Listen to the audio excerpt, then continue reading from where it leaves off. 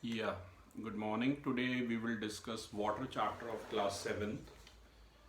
Um, it is there, it is a part of basically, in till class 8th, it is whole science only. So it is class 7th water chapter. First of all, the introduction of water.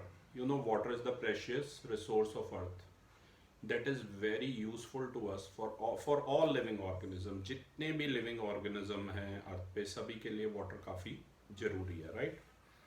Water का molecular formula है H2O और इसका molar mass हो गया बेटा 18U। ये आप 9th class में सीखेंगे, molar mass and all that calculate करना, right? Molar mass is 18U, ठीक है? क्योंकि इसके लिए आपको एटमिक मासेस का पता होना चाहिए, ये सब आप हायर क्लासेस में सीखेंगे। अभी आप सिर्फ लर्न कर लेना कि 18U is the molecular mass of water. 22nd of March, याद रखिएगा, 22nd of March is celebrated as World Water Day. World Water Day इसलिए सेलिब्रेट किया जाता है ताकि सभी को वाटर की इंपॉर्टेंस पता चल सके कि वाटर हमारे लिए कितना जरूरी है, राइट? वाटर के यूजेस अब वन बाय वन मैं आपको एक्सप्लेन करूंगा। Water is important to all living organism for maintaining all metabolic activities and daily activities.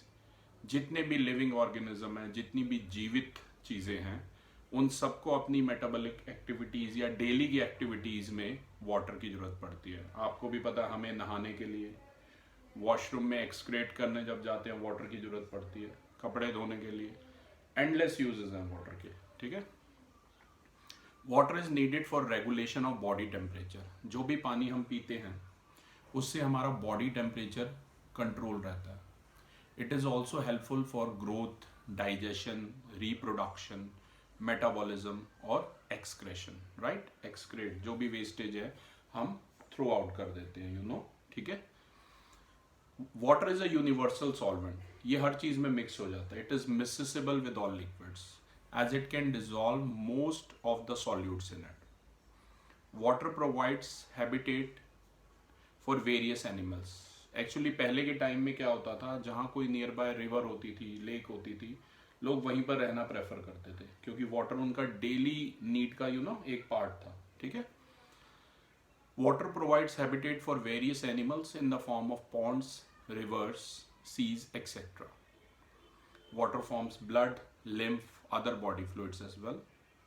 It transports all waste material from all the cells to the kidney, skin and lungs for excretion.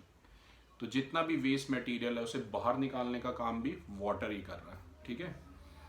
In plant water, plants के अंदर water का बड़ा important role है। आपको पता है plants को क्या क्या चाहिए? एयर, सॉइल, वाटर, सनलाइट, ये कुछ चीजें नेसेसरी हैं, राइट?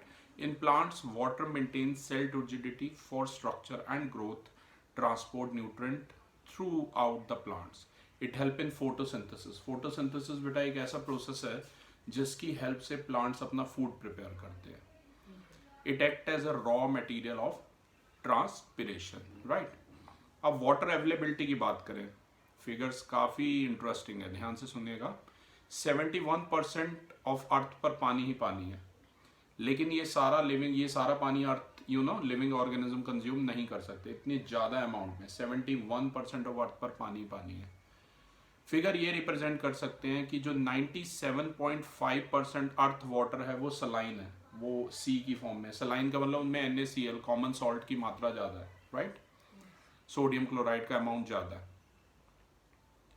सीज में, ओशंस में 97.5% टोटल वाटर का जो है वो सलाइन फॉर्म में है। 2.5% of earth water is fresh, that is present in polar ice caps, glaciers and as underground water. ये फ्रेश वाटर हम अंडरग्राउंड रिवर्स या लेक से ऑब्टेन करते हैं। सिर्फ 0.6% of fresh water is easily accessible. सोच लो, इतनी बड़ी पॉपुलेशन है, 700 करोड़ प्लस पॉपुलेशन है पूरे वर्ल्ड की, उसमें से सिर्फ 0.6% of fresh water is easily available, with much of it trapped in glaciers and snowfield. लगभग 1.9% जो है ग्लेशियर या स्नोफील्ड में ट्रैप्ड है, राइट? 1 सेकेंड, या ओके। तो कुछ फिगर्स हैं बेटा। फिगर्स ये कहते हैं कि 2.5% फ्रेश वाटर है, 97.5% जो है वो हमारा सलाइन वाटर है। ग्राउंड वाटर की बात करें, जब भी रेन होती है आपने देखा होगा अपने लोकेलिटी में नियर बाय वाटर इकट्ठा हो जाता है, थोड़ा बहुत तो सनलाइट से इवेपोरेट हो जाता है और बाकी अर्थ जो है सक कर लेती है उस वाटर को, वही वाटर नीचे जाके ग्राउंड वाटर बनता है। इसमें एक एक्टिविटी है क्लास, इसमें हम क्लास बात करेंगे इस एक्टिविटी के बारे में, क्लास 8 में बात करेंगे कि कैसे ग्राउंड वाटर प्योर हो जाता है। रिवर्स की बात करें क्लास, रिवर्स में 2% जो है सिर्फ वाटर है और लेक्स में 87% है। सरफेस वाटर की बात कर रहे हैं, ये टेबल मैं आपको दिखाऊंगा, आप जैसे चाहें तो ये देख सकते हैं। ये this is the table right which I am explaining.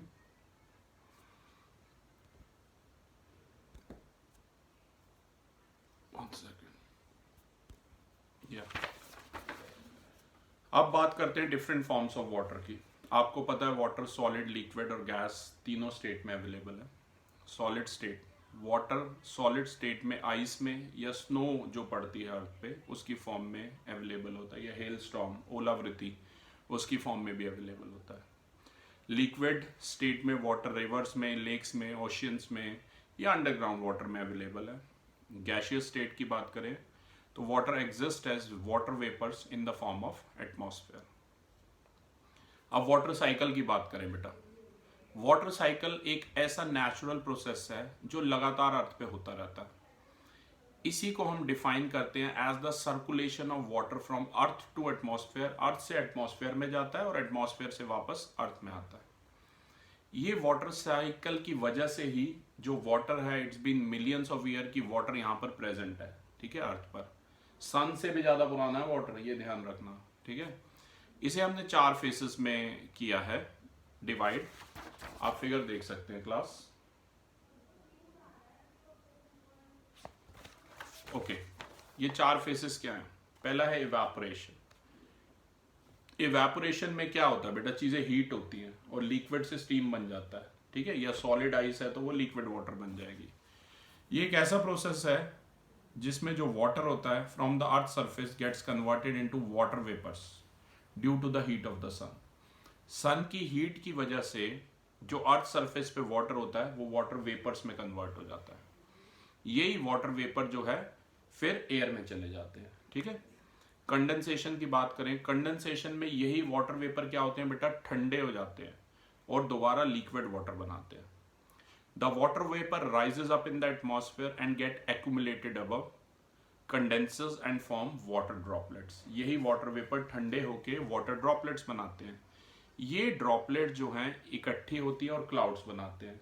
फिर यही क्लाउड्स जब आपस में स्ट्राइक करते हैं, टकराते हैं, तो बारिश होती है, या वो माउंटेन से स्ट्राइक करते हैं तो बारिश होती है। Third point is precipitation. जब volume of water droplet increase करता है एटमॉस्फेयर में और अर्थ पे फॉल करता है तो उसी को हम रेनफॉल, स्नो या हेल स्टॉर्म, ओलावृष्टि, ठीक है, कहते हैं। इसी को हम प्रेसिपिटेशन कहते हैं, right. Sometimes it occurs as snowfall in some areas. जैसे अभी ये दिसंबर का टाइम है, अभी माउंटेन्स पे स्नो गिर रही है, इस वजह से वी आर इन प्लेन्स, तो यहाँ पर भी ठंड बढ़ गई है, राइट। कलेक्शन ऑफ वाटर, जब वाटर वापस अर्थ पे गिरता है तो ये ट्रैवल करता है along the surface and it gets accumulated at different places like lakes, rivers, sea, oceans and under the ground. इस तरीके से जो ये वाटर है रेगुलेट करता रहता है, राइट। जैसे कि ग्राउंड वाटर की बात करें, ऊपर लैंड सरफेस होता है, आपको पता है, उसके नीचे सरफेस वाटर है, अनसैचुरेटेड जोन, और ग्राउंड वाटर उससे कहीं नीचे होता है। जैसे फरीदाबाद में 175 to 200 फीट की डेप्थ पे ग्राउंड वाटर मिलता है, राइट। और ये हर साल ये लेवल और लो होता जा रहा है, राइट, ठीक है। तो डिगिंग कॉस्ट इतना ही महंगा होता जाता है, ये ध्यान रखना, जितना ज्यादा डग करना पड़ेगा। The water that falls on the surface of earth slips inside the earth and it gets accumulated in the cracks and gaps of the rock present in the inside the earth. ये जो water surface पे था ये यहाँ से नीचे जाता है और जो क्रैक्स और गैप्स हैं, रॉक्स हैं हमारी अर्थ सरफेस के नीचे, वहां पे इकट्ठा हो जाता है। The water table is called the upper limit of the layer of the water beneath the earth, earth के नीचे ये जाके एक्यूमुलेट होता है और वाटर टेबल कहते हैं इसे। द वाटर टेबल जो अपर लिमिट है लेयर की, जो ऊपर वाली लेयर की लिमिट है, मतलब जो ऊपर वाली लेयर है वाटर, उसे वाटर टेबल कहते हैं। ये बात आप ध्यान रखना। ये वाटर टेबल एक जगह से दूसरी जगह पे वेरी कर सकता है, right. The water that is present beneath the water table, water table के नीचे, जस्ट वाटर टेबल के नीचे जो प्लेस है वहां ग्राउंड वाटर इकट्ठा हो जाता है। पिक्स में अपलोड कर दूंगा इसकी, आप देख सकते हैं यहाँ जो फिगर्स गिवन है। The water gets accumulated inside the earth because of its different sources. Rainwater that falls on the earth slips inside the ground. Groundwater is generally obtained by digging wells, using hand pumps or by electric pumps. ठीक है। जो water rivers में है, lakes में है, Pond's में है, it often slips into the earth and get accumulated as groundwater. ये ध्यान रखना, ठीक है ना। इनफिल्ट्रेशन, ये एक ऐसा प्रोसेस है, इसमें वाटर ग्राउंड पे एक्यूमुलेट हो जाता है, travelling through the soils pore. Soils में जो छोटे छोटे पोर्स हैं, छेद हैं, इसी को क्या कहते हैं, इनफिल्ट्रेशन कहते हैं। एक्वीफायर, जो अंडरग्राउंड लेयर्स हैं रॉक की, जो वाटर को कंटेन करती है between the cracks and empty spaces, उसे क्या कहते हैं, एक्वीफायर कहते हैं। अब बात करते हैं वाटर टेबल डिप्लीशन की। ये सारी पिक्स बेटा जो हैं that I will upload with this video, you can have a glance at it. Water table depletion. Water table of a place may decrease if we keep on taking water. आपको पता, मैंने बताया ना अभी, जैसे फरीदाबाद में 175 to 200 फीट पर है, और जितना ज़्यादा हम ग्राउंड वाटर डक करते लेते जाएंगे, ठीक है ना, यूज़ करते जाएंगे, उतना और वो ज़्यादा डीपर जाता जाएगा, राइट। तो उसी को वाटर टेबल डिप्लीशन का नाम दिया गया। The water table of a place may decrease if we keep on taking out more water than what is getting replenished. क्योंकि रेनफॉल प्रॉपर होता रहेगा तभी ग्राउंड वाटर का लेवल बढ़ेगा, ये ध्यान रखना। तो काफ़ी सारे फैक्टर हैं जो वाटर टेबल डिप्लीशन में काम कर रहे हैं। पहला है इंक्रीजिंग पॉपुलेशन।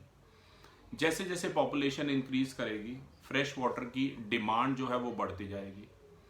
तो अगर ये बढ़ती जाएगी, इसका कहने का मतलब क्या है, इसका कहने का मतलब है और ज़्यादा पानी की ज़रूरत पड़ेगी, जिससे इंक्रीजिंग पॉपुलेशन को ज़्यादा स्पेस की ज़रूरत पड़ेगी, ज़्यादा कंस्ट्रक्शन होंगी, ज़्यादा हाउसेस बनेंगे, ज़्यादा शॉप्स, ज़्यादा इंडस्ट्रीज, रोड्स बनेंगी। तो बहुत सारे जो प्लेसेस हैं जैसे कि पार्क्स, ग्राउंड या फॉरेस्ट, वो डिक्रीज होते जाएंगे।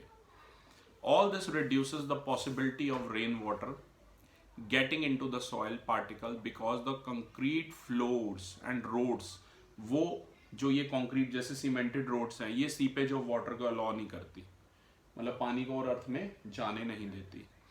This means that an increase demand and usage of ground water as compare to the replacement of water table. तो इससे जो है डिप्लीशन और ज़्यादा होता जा रहा है। कुछ और भी फैक्टर्स हैं जैसे कि इंक्रीजिंग इंडस्ट्री, जैसे फरीदाबाद एक इंडस्ट्रियलाइज एरिया, जितनी भी इंडस्ट्री है उसे पानी की जरूरत पड़ती है as a production process. As a number of industries increases, more water is drawn from the ground, तो इससे भी डिप्लीट होती जाएगी वाटर टेबल के लिए। एग्रीकल्चर एक्टिविटीज़ की बात करें, जहाँ पे रेनफॉल कम हो रहा है या जहाँ बिल्कुल भी रेनफॉल नहीं हो रहा, वहाँ पर फार्मर्स क्या करते हैं, वो ग्राउंड वाटर को यूज़ करते हैं अपने लैंड को इरिगेट करने के लिए। तो इससे भी वाटर टेबल और साल दर साल लो होता जा रहा है। डिफॉरेस्टेशन, जंगल काट देना। We know that plants and trees keep the soil bounded together and allow absorption of water in the soil. Uprooting them exposes the first layer of the soil which can get washed away easily. This affects the water table of that region. अगर आप सारे जंगल काट देंगे तो जो ऊपर वाली layer है सॉइल की, वो इजीली फिर वॉश अवे हो सकती है, ठीक है। और आपको पता है फॉरेस्ट जो हैं वो रेन लाने में भी बड़े हेल्पफुल होते हैं, ठीक है ना। लो रेनफॉल, कई ऐसी जगह हैं जहाँ पर रेनफॉल लो होता है तो वाटर टेबल भी वहाँ का लो होता जाता है। तो वाटर टेबल डिप्लीशन के बारे में मैं कहूँ, the distribution of water across the earth is not even due to different factors such as rainfall and climatic condition. Some places have a high amount of water while others face scarcity of water. Scarcity का मतलब है पानी की कमी। India में बात करें तो राजस्थान में काफ़ी कम रेनफॉल होता है, कम पानी होता है वहाँ, लेकिन मेघालय वगैरह में ज़्यादा बारिश होती है, वहाँ ज़्यादा अमाउंट ऑफ वाटर होता है, right? There can be times when one part of India faces floods while the one part of India is facing drought-like condition. अब ऐसा भी हो सकता है भारत देश में, क्योंकि इतना बड़ा है कि एक जगह तो सूखा हो सकता है और एक जगह बाढ़ आ सकती है, राइट? वाटर मैनेजमेंट, इन्हीं सब प्लानिंग को कि कैसे पानी को बचाया जाए ज़्यादा से ज़्यादा, इसी को वाटर मैनेजमेंट बोलेंगे. No matter whether a place receives a high rainfall or low rainfall, water management is necessary to ensure that everyone gets access to an adequate amount of water. Water management से हम चाहते हैं कि हर किसी को proper amount of water मिले, right? तो इसके लिए हम क्या steps ले सकते हैं class? Generally, the civic authorities of a region are responsible for the adequate supply of water in that area. They generally use a well-structured pipeline system to deliver water to every house. जैसा कि शहरों में होता है, आप देखते ही हैं. Not only this, it is also responsible for the civic authorities to prevent wastage of water. And they need to check if the supply system is adequate or not. Along with these authorities, every individual is responsible for saving water. हमारी अपनी भी duty, ये नहीं हम bathroom में tap खुला छोड़ दें, पानी बहने दें, राइट? ये हमारी ड्यूटी है कि हम ऐसा ना करें और लोगों को भी जागरूक करें इस बारे में. अगर कोई आपको वाटर वेस्ट करते हुए दिखता है तो आप जाके उसे बोलें, ठीक है? Hence we should always keep a check on how to use water in our daily lives.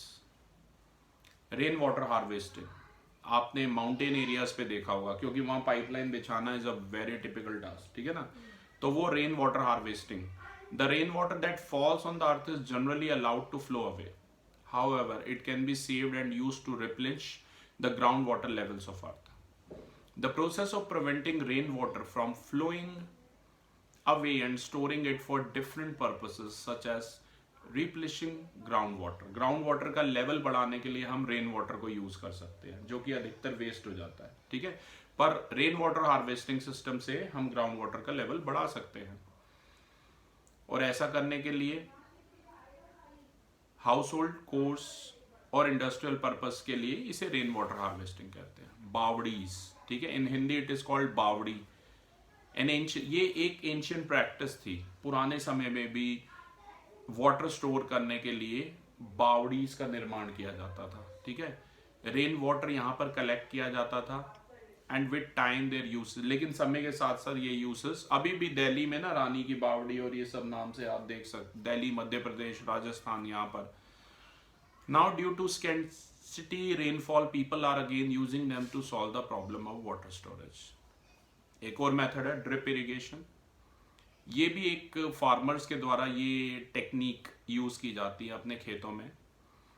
In this the water is allowed to slowly drip into the plant so that their water directly gets to the roots of the plant. ठीक है? Directly roots में जाए. इससे evaporation minimise हो जाता है, पानी बचता है और न्यूट्रिएंट्स भी मिलते हैं प्लांट्स को इजीली. नैरो ट्यूब यूज की जाती है to make water reach the roots of the plants in the drip irrigation. अब आता है कि हम वाटर कैसे सेव कर सकते हैं. कुछ ऐसे मेथड्स मैं बताऊंगा जिससे आप वाटर की वेस्टेज को रोक सकते हैं. Always keeps the taps closed while brushing or washing the face to prevent water from flowing away unnecessarily. One should use it only when needed. Fix any water taps that are leaking immediately. Instead of taking a shower, use a bucket to take bath. Use water left from washing clothes for mopping the floors and washing cars instead of running water. Water your plants in the morning or evening time so that the water does not immediately get evaporated. ठीक है? जब भी आप plants को दें पानी तो सुबह को दें या शाम को दें, दोपहर को ना दें, क्योंकि उस समय इवेपोरेशन रेट फास्ट होता है, क्योंकि धूप ज़्यादा होती है. फूड वेस्ट ना करें, क्योंकि बहुत सारा वाटर लगता है इरिगेट करने के लिए फ्रूट्स को और वेजिटेबल्स को. Do not throw away water unnecessarily. Use water in a judicious amount. So I hope you got the uses of water, how to save water. Save water not only for yourself, for your coming generations as well. Do not waste water. That is my only request to you. If you like my video, please like, subscribe and share. Thank you.